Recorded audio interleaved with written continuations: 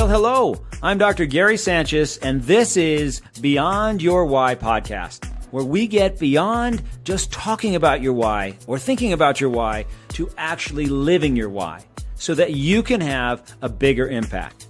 Now, this is our very first podcast, and I'm so excited to share with you everything that we've learned over the last 8 years in helping over 30,000 people discover their why and live their why so that they can have a bigger impact. That's what we're going to share in this podcast. Now, the format that we're going to use is kind of a variety. We're going to have some interviews where we bring in people that you do know that have lived their why, but we're also going to bring to you some people that you don't know, everyday people that have taken their why and created better relationships, created better businesses, learned to understand themselves better so that they can move in the right direction. You're going to meet lots of people like that as well.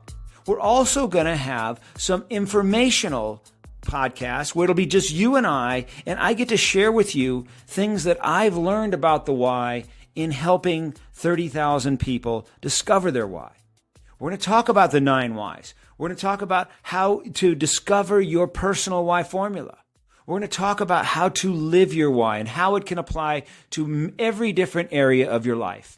And then we're also going to have some question and answer podcasts where they're going to be more of a live podcast where you can call in and ask questions, or you can send in questions and I'll answer them on the podcast. So it's going to be a great series. And where I thought we ought to start today was telling you a little bit about my story so that you can understand where this all came from. You see, in 1980, I graduated from the Albuquerque Academy. I'm a dentist here in Albuquerque, by the way. So I know you're probably thinking, what the heck is a dentist doing talking to me about the why? Maybe we should be talking about fillings or bad breath or something like that, which we could do, as a matter of fact, if you want on one of the podcasts. But what we're going to do today is I want to share with you how this all happened. And way back in 1980, I graduated from high school here, from the Albuquerque Academy, and I went off to college. And I had the major of undeclared, right? I don't know how many of you out there had that same major, but I kept that major as long as I could because I didn't know what I wanted to do. I didn't really have any way to determine what I wanted to do. I didn't have much guidance. I didn't know how to make that decision. So instead of making a decision, I pretty much live life by default. I just kind of let things happen and let's see where it takes me. So I stayed undeclared as long as I could until the last possible day where they said, okay, today you've got to declare your major. And so in declaring my major, I just picked the only class that I got a good grade in, which was biology. So I became a biology major. Didn't really know why, but I'm a biology major now. And I had that until they finally made you decide, what are you going to do with it? Okay, now you're a biology major. What are you going to do with your career? And so since I didn't know, again, I just went with by default. My father was a dentist. I knew the lifestyle of a dentist. I'd never really worked in his practice, so I didn't know much about being a dentist. But I just said, okay, I'll try dental school. So off I went, applied, I got in. I went off to USC Dental School. I had a great time. Dental school was so much fun, learning about the mouth, learning about teeth, learning how to help people get healthy. And when I graduated in 1988, I was so excited to be coming back to Albuquerque and starting my practice with my dad. Do you remember the first day, your first day of work, if you're working now?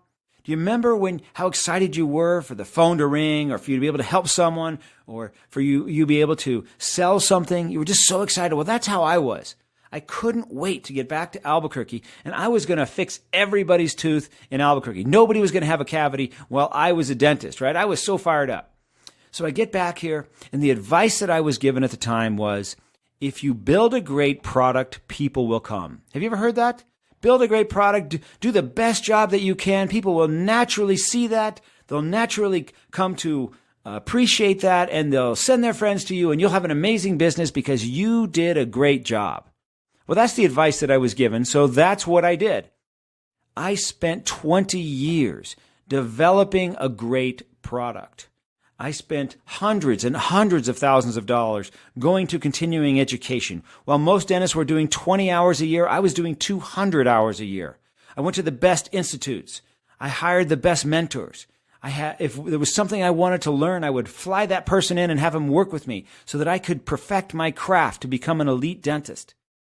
Then my practice, the business of my practice, we went to the Schuster Center for Professional Development, which was a business school for dentists, so that we could get our policies and systems and processes down so that we could deliver what we said we were going to do. I have the latest technology. I have a great staff, very well-trained staff. I built a great product. And I can tell you, having a great product is not enough. It's not enough. I found people come to expect what you deliver. They don't want to talk about it. They don't want to go to a party and say, hey, look at these nice crowns Dr. Sanchez made for my front teeth. They want you to say, hey, you got a great smile, and them say thank you, and they leave it at that.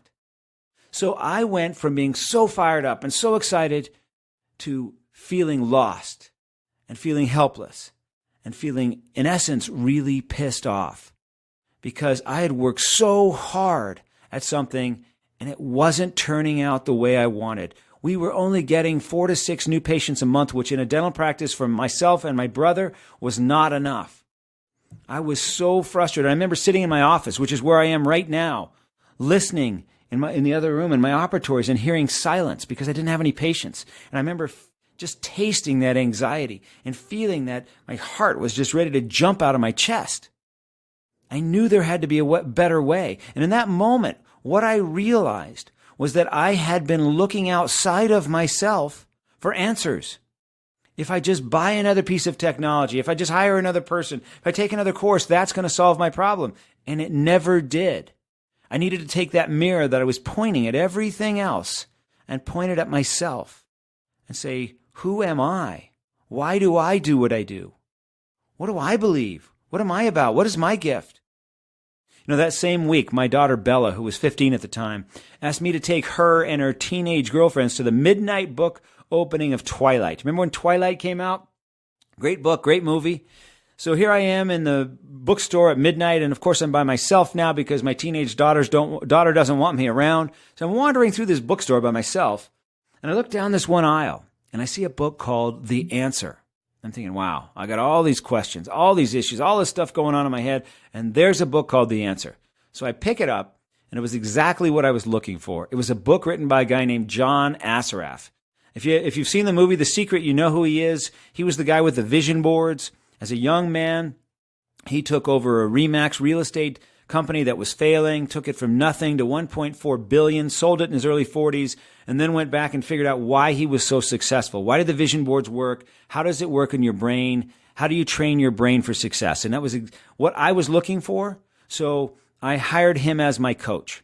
Now, through John, I learned a lot of things, but one of the things I did learn was how to use the internet. I learned how to do websites. I learned how to do drip campaigns. I learned how to do I learned how to do SEO. I learned how to create videos. I learned how to get my message out to the world. Now I can tell everybody about me. But the only problem was, what am I going to say? What am I going to say that separates me from everybody else? Back then, anyone who could put something white in your mouth called themselves a cosmetic dentist, where I had spent hundreds and hundreds of hours perfecting my craft. Somebody right out of school said they were the same as me. What was I going to say that didn't make me sound bad? What was I going to say that didn't make me sound desperate or like I actually needed new patients? So since I didn't know what to say, I just stayed quiet. You ever felt that way? You ever felt like you got something really, really good?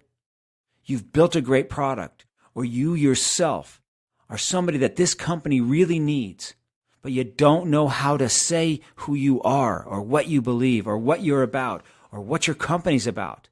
So instead, you just let it ride and you hope things turn out. That's what I was doing. And I can tell you it didn't work. Then I heard John Assaraf interview Simon Sinek. Simon Sinek wrote the book Start With Why. If you haven't seen his TED Talk or you haven't read his book, I highly recommend it. I heard John Assaraf interview Simon Sinek. Simon developed this golden circle concept. So picture this. Imagine a bullseye with the center bullseye, 3 concentric circles, okay, a bullseye. The center one says why, the next one out says how, And the next one out says what. So you got why, how, what.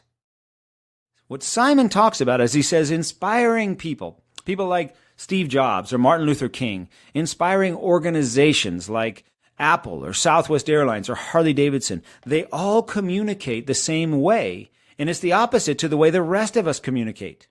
Where we tell people what we do, right? I'm a dentist. I'm a chiropractor. I'm an attorney. I'm a student. I'm a CEO. They tell you why they do what they do. So he says, everybody knows what they do. Some know how they do what they do. By how, we mean what are your proprietary processes or the things that you think make you different. But very few know why they do what they do. And by why, we mean what's your purpose, what's your cause, what's your belief. And he says it's the inspiring companies that start with their why, then tell you how they do what they do, and lastly, what they do that connects to your brain in a completely different way that allows you to move in their direction, buy their product, buy their service, join their cause, because it connects to the decision-making part of the brain. And when I heard that, I was like, God, that is what I'm missing. That's the missing piece. I already got a great product. I already got the stuff that's hard to do. Now I just need to know how to talk about it. And that was the piece that I didn't have. So I totally bought in. I'm going to start my life with my why. I'm going to start my business with my why. I'm going to start the messaging and the marketing and the culture of my business around my why. I'm in. But the only problem was I didn't know my why. I didn't know my why, so this wonderful concept became useless for me because I couldn't do it. It became another one of those books that just pisses you off, right? I want it, I see it, I can't have it. So I became obsessed with discovering my why. I called Simon and I said, Simon, I need you to help me discover my why. So he took me through this process over the course of about 8 months, going backwards in my life through every significant event from today all the way back to when I was a little kid, looking for a pattern of what made me feel successful.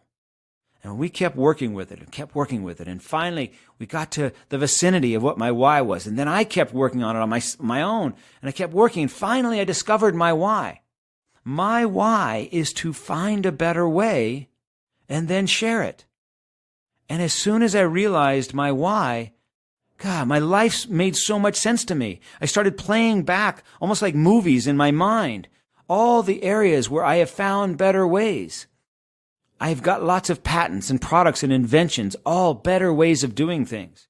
I developed a chair for everybody, for everyday people. For people that sit all the time. Instead of you having to form yourself to the chair forms itself to you. It's called the health chair.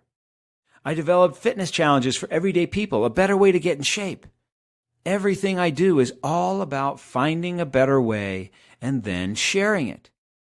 God, my life made so much sense to me.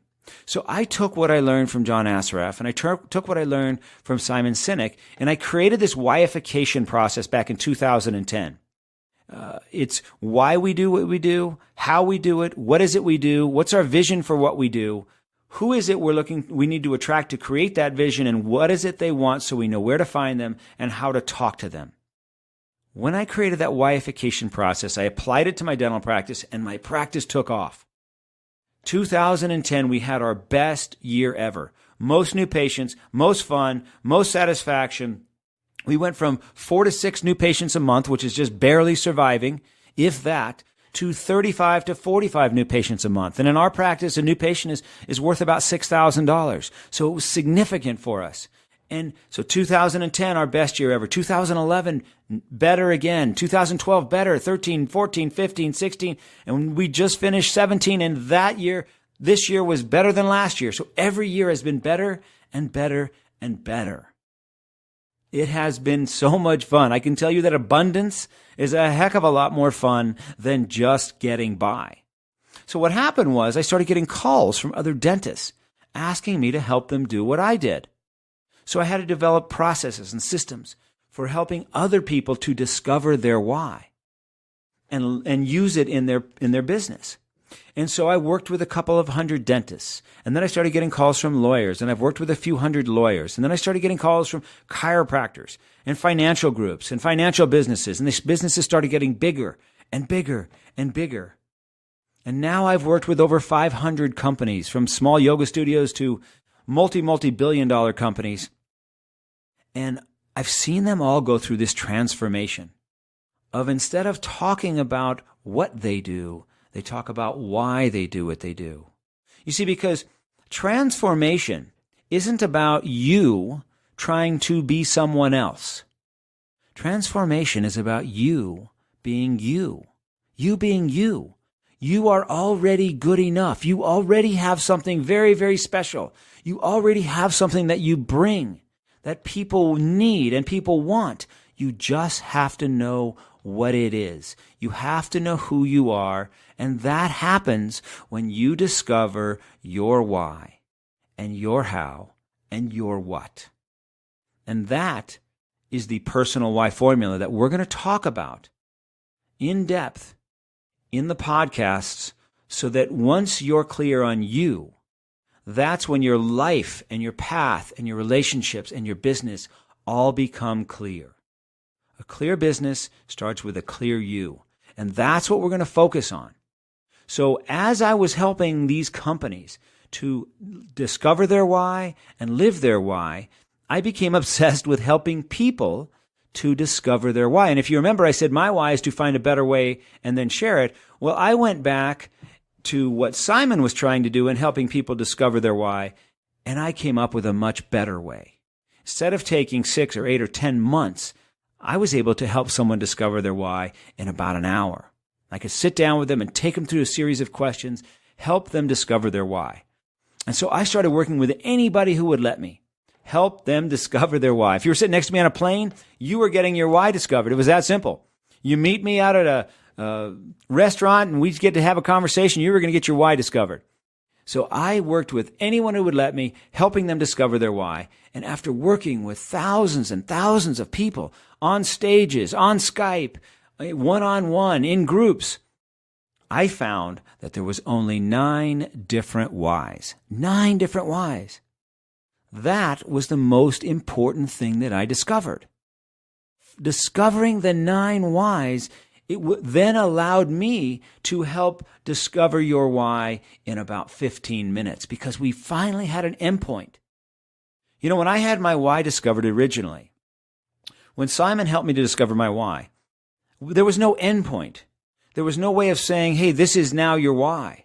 I didn't know. I had to keep going and keep going and keep going. I never felt like there was an endpoint. So how valuable is something if you're not sure? But once I discovered the 9 whys, it all came to light. The 9 whys, I've not found a 10th. Is it possible there's a 10th? I guess it's possible, but I have not seen one.